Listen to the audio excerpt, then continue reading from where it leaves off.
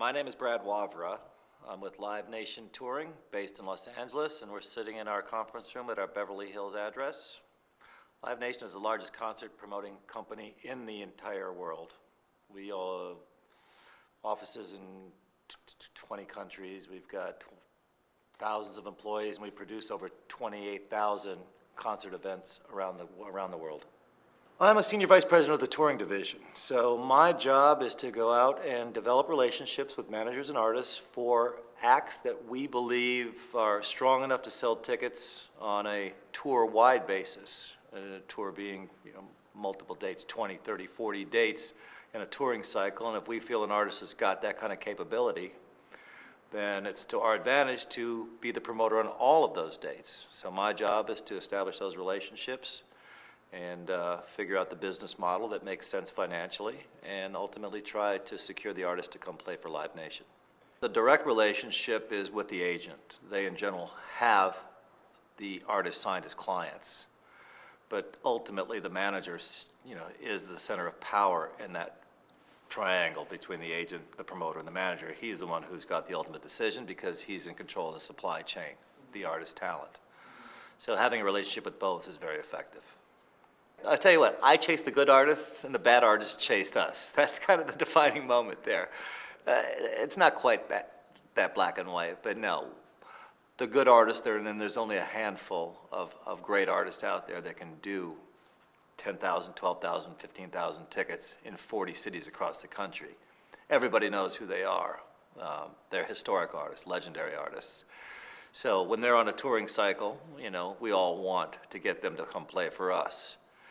Then you've got the artists that would like to have the touring guys involved because they find it to be effective for them, a safe place for them, et cetera, et cetera. And that's a decision that then we make, whether we want to be in business with an artist that, I'm going to say a B and C level artist, one that can sell 6,000 and 7,000, 8,000 tickets, or do we hold out our skill set for the bigger artists that we know will sell 15,000 to 20,000 tickets?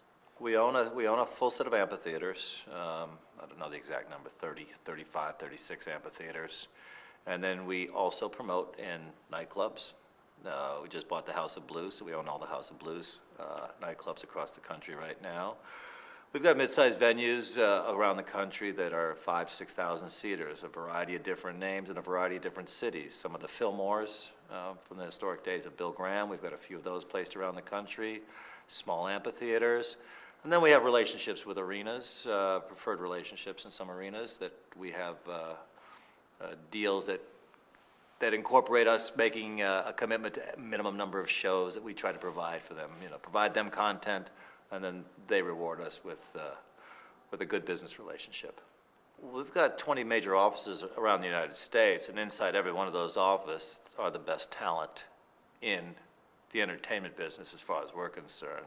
They're staffed with bookers and marketers and technical production people that execute these events on a daily basis. These are offices that were cultivated at the inception of basically the concert business as we know it now. They're from the legendary first promoters in America. Bill Graham's got an office in San Francisco.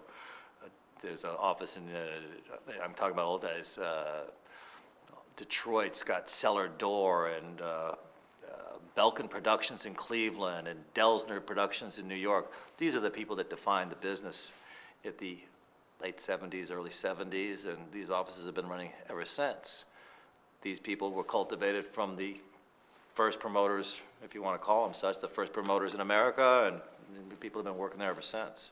We had a nightclub, I'm from Milwaukee, and we had a nightclub in Milwaukee back in the old days called the Stone Toad Nightclub. And this is where Bob Seger used to play club dates, and Taj Mahal and Climax Blues Band and those types of things. And when I was 17, I was a bartender in a 21-year-old club, and just loved the music. I loved the scene, and started handing out flyers and doing street marketing. And then one thing led to another. The company I worked for then bought a small theater, bought an amphitheater, and I just grew organically. I started doing flyering on cars at 2 a.m. in Milwaukee nightclubs, and eventually came to run an amphitheater, and from there, just one thing led to another.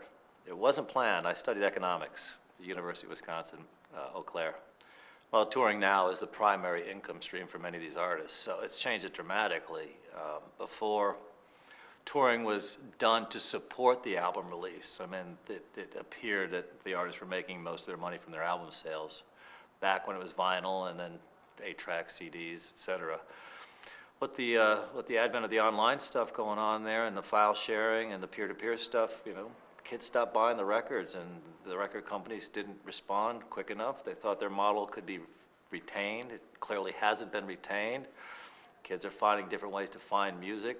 Radio airplay lists have changed dramatically. And now the concert business is the primary, well, probably the primary income stream for many of these artists. Going out on tour allows them to make the money that they used to make by selling the records. So it's now about the live experience as much as it is about the recorded event. Yeah, I see a business model being some kind of hybrid combination. I mean, LiveNation has explored that opportunity already. We worked a deal out with Jeff Quantnitz at the firm, the band Korn, and EMI Records. I didn't do the deal. I don't know all the particulars, but there is a relationship on Korn Incorporated, where each of us has a piece, and ultimately all the revenues from publishing and album sales and touring and merchandising all go into some big pot, and ultimately that divides itself up. So right now everybody making the decision in the Korn world is making a decision all on the same page. There's not we're not dealing with disconnected goals. The goal is to create the biggest image, the biggest pot of revenue for Korn, and it comes from a variety of sources. Club bands and garage bands will, again, I'll pretend to know the full process, but I'm going to surmise most of it. That, you know, a band gets out there, they get together, they play in a garage, you know, they play some gigs, they get some fans locally, they may lay a tape down, they send it out to agents, record company executives, anybody who's in the music business, hoping that somebody with a kind ear will listen to it more than once. And, you know, record companies, everybody's looking for new talent, especially if they're good and exciting and cutting edge. So if the band's got that kind of groove, then somebody's going to find them. They're going to get signed to a label. The label's going to, you know, recommend that they be associated with some kind of a manager, some kind of an agent, some kind of a business manager, so they can put some sense to the artistic, to the creativity that defines a band. The business and the creative sense sometimes don't live hand in hand. So as the band is the artist, and that job is to be the most creative, most influential artist of their time, they should surround themselves with professionals that know how the business of music operates. And so there's a network of managers and lawyers and attorneys that work with each other, and ultimately they get signed to a bigger agency, and the bigger agencies will work with the record label and determine when to make that first big record and put that record into rotation, work the radio stations to get the airplay, and at some point in time in that process, they will want to go on tour in a proper way, whether it be a club tour, a theater tour, a small arena tour, a big arena tour. And that's when we would get involved at that point in time when they decide to tour.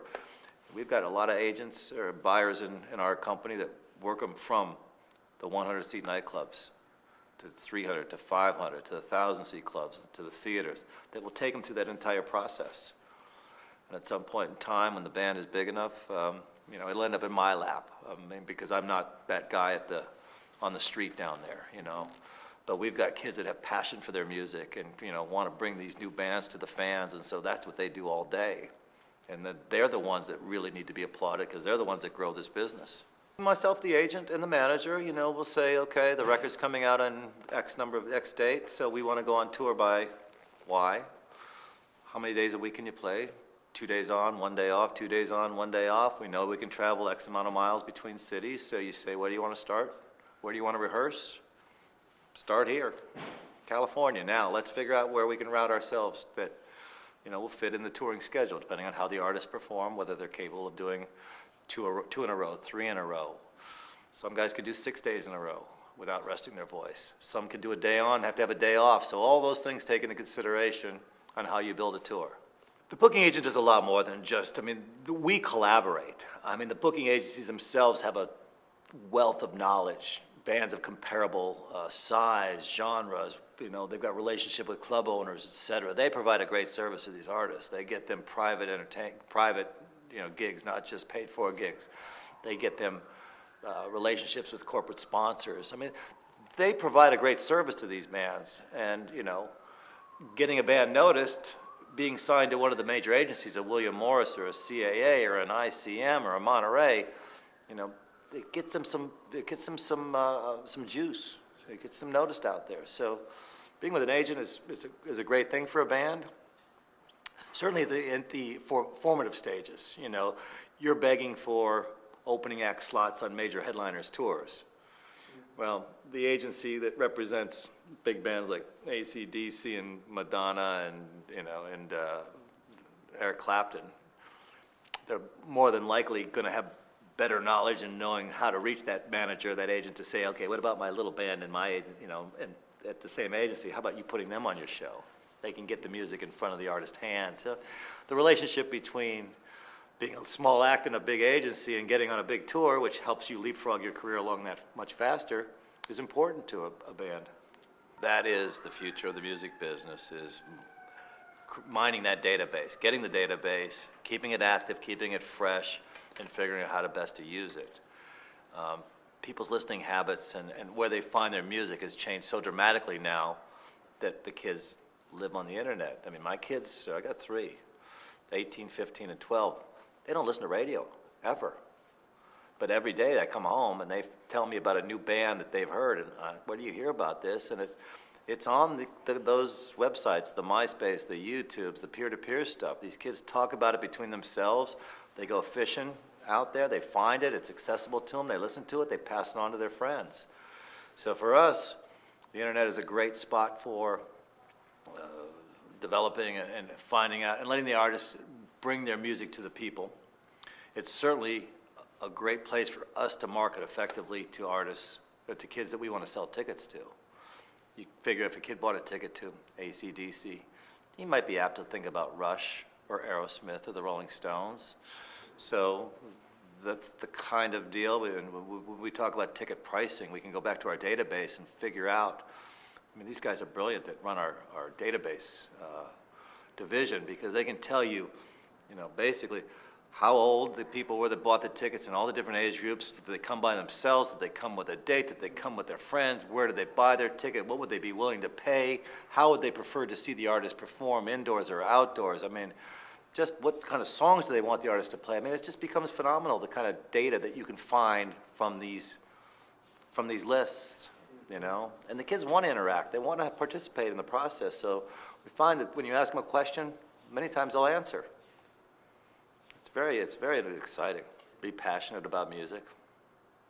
Figure out that you're not going to make any money. Just hang around. Be there. Be on the street. Be at the clubs. Find that kid that's spinning the music, that's got some vibe going on, and just study. Go to school for it, Learn about the business. I mean, you can't just be a pot-smoking dope head and figure out you're going to survive in the music business, I'm going to say to you, you got to first go to school and get your head around what it takes to be in the business. And then you got to be passionate for it, because it's not an easy business to get into. So if you've got the passion and you've got the discipline and you're patient and you're persistent, you can succeed in this business. That's really what it takes. Every manager, every agent, every band, they love a kid who's passionate about their band, their music. And that's where I find that we are most effective, is when you're marketing or working with somebody that you've got some passion for. So there are programs all over the place, There's high school programs that deal in the music business. There's universities. Certainly there's some key universities that've got people out there. But a lot of it's just, reaching out and be willing to come in and work.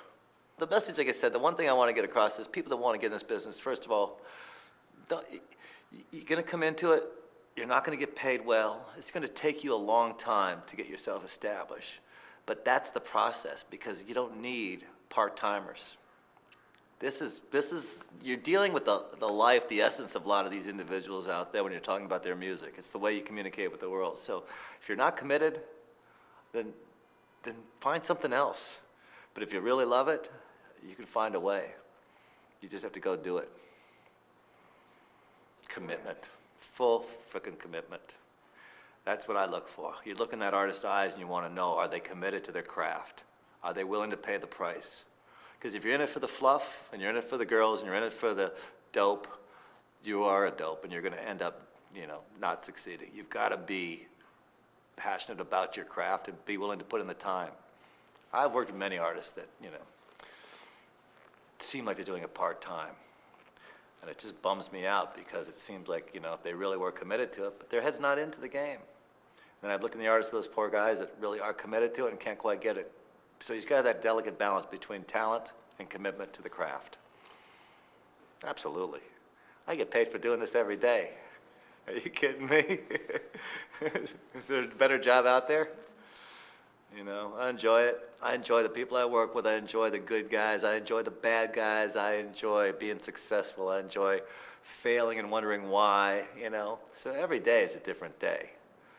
And you're dealing with crazy guys, smart guys, artistic guys, business guys. So you find that part of the business that you're most comfortable in. There's so much out there for you.